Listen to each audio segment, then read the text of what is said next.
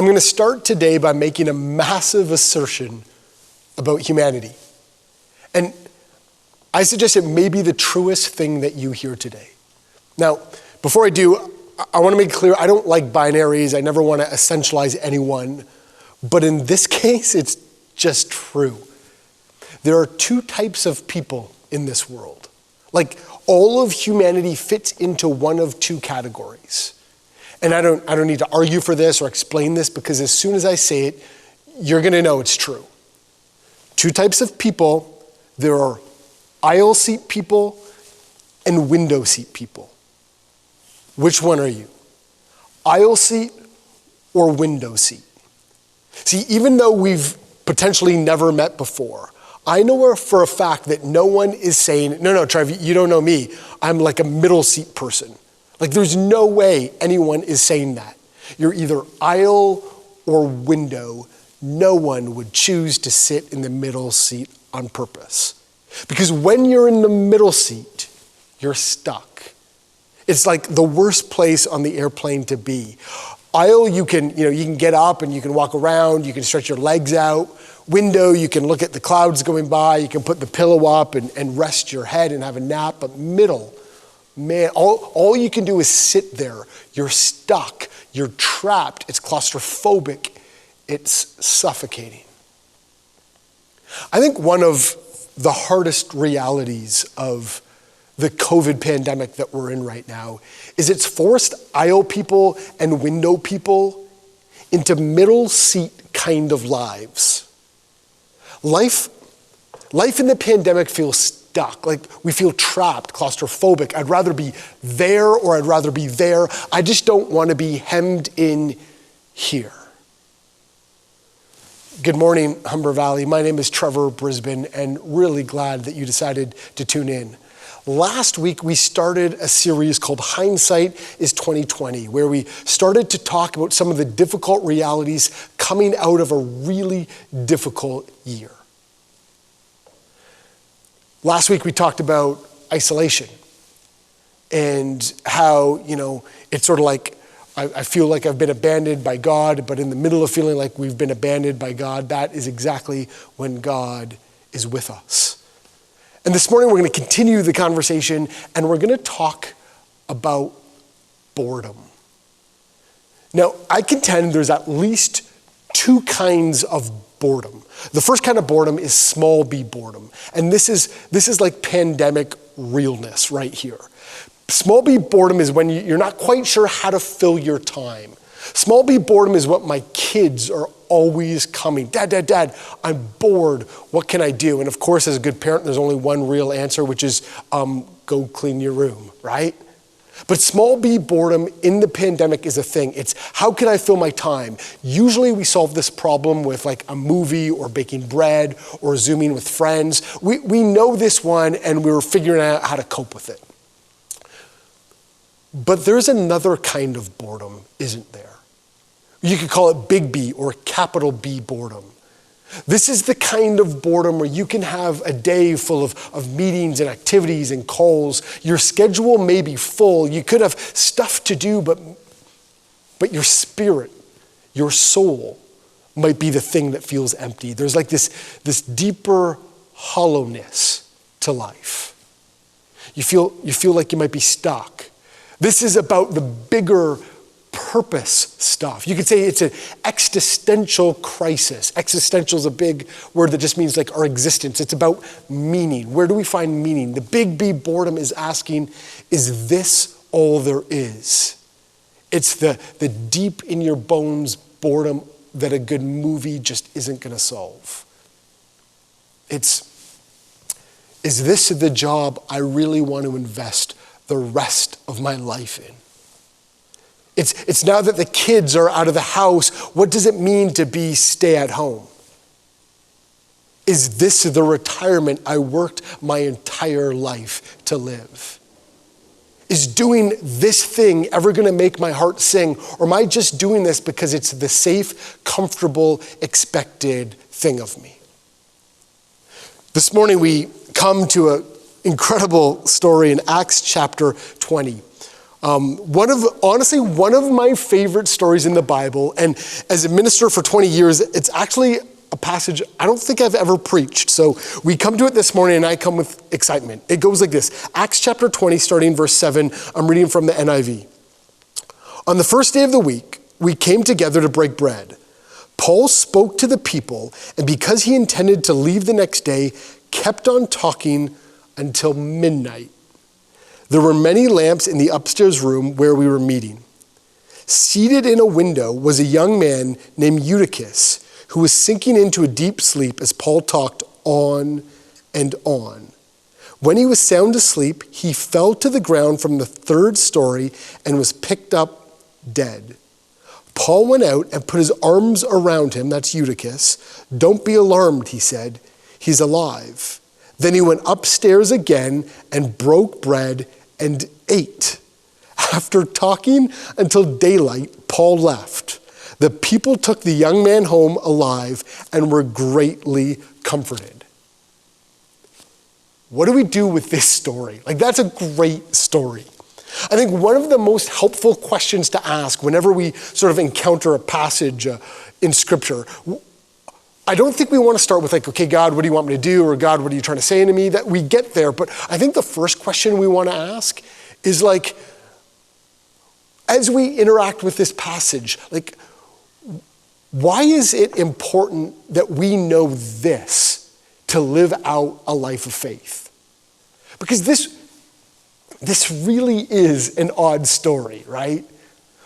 Luke, the guy who wrote the book of Acts, tells us that there's this other guy by the name of Paul who gathers a bunch of people in a third-story flat and they eat together. Now, we're told that Paul is leaving the next day, but he has a lot to say, so he dominates the conversation at least until midnight. Then 2 sentences after telling us that, Luke drives home the point that Paul talked a lot. And I quote, Luke says that Paul talked on and on. The Greek word that Luke uses there to describe Paul talking on and on is blabbermouth. I just made that up, but okay. Then at the end of the story, just in case we didn't pick up on how much Paul was talking, we're told that even though a kid falls 3 stories to an apparent death, there's a resurrection, and then there's more eating, but then Paul decides to keep talking, this time all the way to sunrise. Do you notice that Luke never tells us what Paul is talking about? Apparently that's secondary to the fact that he does a lot of it. Literally, this is the Guinness Book of World Records for the longest sermon ever. You ever sit through a long meeting or presentation where the person who's dominating just goes on and on and on, oblivious to the mood in the room? They have no clue that people are falling out windows and falling asleep. They just keep going. It's like Bueller. You know what I'm talking about? What does it feel like to be in that meeting? I think it's middle seat kind of stuff, right? You're stuck. I don't want to be here. See, Acts chapter 20, this is a story about stuckness. This is a story where poor Eutychus is literally bored to death. This is a story that captures what it feels like to be trapped in a place that just isn't energizing for you. I don't know about you, but my first question reading this story is Eutychus, why did you stay there? Why didn't you just get up, excuse yourself, go grab a cup of coffee, stretch your legs, walk around the block? Why did you just stay there trapped, bored? And all of a sudden, maybe, this becomes an incredibly personal story. Why are so many of us so bored? Why do you stay in that job that is no longer energizing or life-giving? Why do you keep doing things you don't want to do when you know they suck the life force out of you? Why do we get stuck in ruts of complete monotony? Why didn't you chase down that dream you always had? Why didn't you jump into that adventure that was right there before you?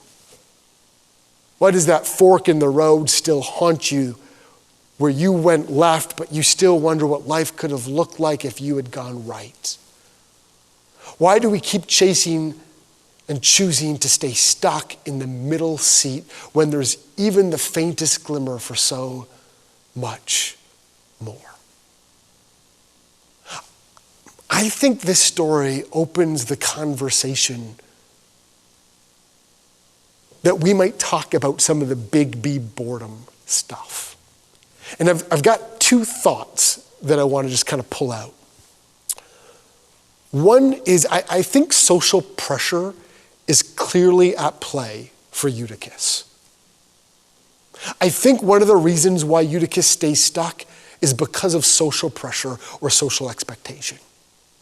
Paul coming to Troas would have been a pretty big deal in the first century.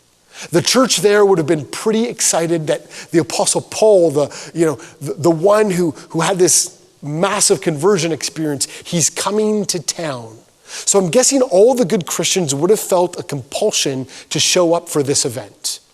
The social expectation was Paul's here, you're here. You're tired or bored or have other plans, doesn't really matter. The spoken or unspoken social expectation is you need to be at this thing. How much of what we feel obligated to do comes from social expectations versus a genuine stirring of the Spirit? I want to suggest that there is a strong social narrative that all of us are born into. And it starts, we sort of learn it early in life. We as parents sort of drill it into our kids' heads. And it goes something like this. You need to get good grades early because grades matter. You need to learn to read, to write, you need arithmetic, you need your French, you need to work really hard at elementary school because you want to get a jump on being a good learner for high school. And you want to be a good learner in high school because you want to get good grades. And you want to get good grades in high school so you can get into a good university. And you want to get into a good university because if you get a degree from a good university, then you're probably going to get a good job. And you want to get a good job because if you get a good job, then you can work your way up the ladder. And if you work your way up the ladder, you can make lots of money. And here it is. And if you make lots of money, you can buy stuff. You can buy lots of stuff. If you make lots of money, you can buy so much stuff that you're going to need to buy a bigger house to fit all your stuff into. And maybe that big house won't even fit all your stuff, so you're going to go and you're going to get a storage locker, and you're going to rent the storage locker, and you're going to put stuff in the storage locker so that one day when you die, your kids can sift through your big house full of all your shiny stuff and go to your storage locker with all your other stuff and can take all that stuff you spent your life accumulating it and throw it in landfill. Right? Like, that's the story, isn't it? It's the default trajectory we assume life should take. So what happens when you get the job that's going to get you the big paycheck to make the money to buy the stuff, only to realize you've never been less fulfilled? What happens when you get to university and you're studying finance or marketing, but what actually makes your heart sing is yoga or drama or advocating for women's rights in South Sudan? What's your family going to think? What are your parents going to say? After all, they told you it was doing this and studying this that made them proud. What happens if in retirement you realize, as great as golf is, and it is great, but you would rather be learning in the classroom than lounging in the clubhouse? What are people going to start saying about you? So we stay stuck where we are because it's what they want. It's what they said success looks like. It's what Freedom 55 or my parents or my colleagues tell me I should want. It's just the way life is supposed to be, they say. So we stay stuck. We live life by the social script, and sometimes that's not what our heart is longing for. It's called boredom. And sometimes it has a capital B. Now, the other reason why Eutychus may have stayed stuck, I think, is hinted at by Luke in verse 8. He says, there were many lamps in the upstairs room where we were meeting. Big deal. Why is that verse included? It feels totally random, doesn't it? Like, is anybody reading this story or hearing this story and thinking, you know what? The Spirit of God would really move me, or I'd really enter to the divine mystery of Christ if this story just took the time to describe the lighting texture of that third story space. No, right? Of all the details to include, why include this one? Like, why wouldn't Luke want us to know what Paul is talking about for 12 hours? But he doesn't go there. He tells us about the lighting. Why? My guess is that Luke wants to make sure that we understand that this was a well-lit space, not the kind of space someone should have fallen asleep in. Could it be that Luke's subtle way of saying Eutychus never should have fallen asleep here? No way. And this is like, if anybody tells you like the Bible's irrelevant or boring, like this is so good, right? There's so much here. So there's an external social pressure can keep us stuck. The social narrative people want us to live. But so can internal guilt. The should and shouldn'ts that play out in our head. Eutychus shouldn't have fallen asleep is the same narrative we tell ourselves when we say, like, I shouldn't feel bored because, after all, how many people don't even have a job? I should just be grateful. I shouldn't feel stuck. So many people would kill for this job that I have. Who knows what I'm talking about? It's the sense that if things are fine, I should never desire more. It's confusing gratitude for what is. Like, I'm grateful that I have a job. I'm grateful that I can retire this way. I'm grateful for my education. I'm grateful for the years of staying home with the kids. It's confusing that gratitude for a sense that God or Spirit or the universe, whatever language you want to use, might be actually calling you into something more. The boredom isn't something to be ignored or ashamed of or suppressed or repented of, but an indication, a call that something new, that new life might be waiting to emerge. Friends, you can be grateful and fortunate for where you are, but also come to a place where Spirit is calling you into something new, something different, something beyond or over there. If our internal dialogue is always just be content, then we can miss the call for a pivot or a change or an adventure or a deeper dive into our soul's longing. So where do we go with this?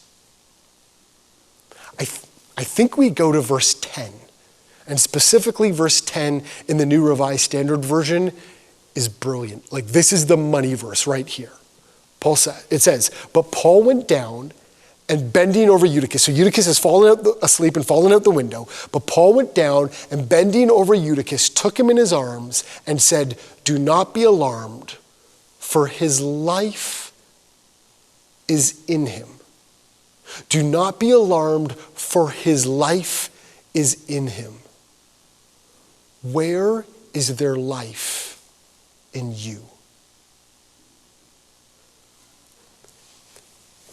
Do you remember as a kid where you could just daydream for hours about being a superhero, about like saving your class from the bad guys, about being a rock star or royalty? As a kid, did you ever just have this sense that you were made for something big, like you were unique, that your life was special and it was gonna matter? Do you remember that?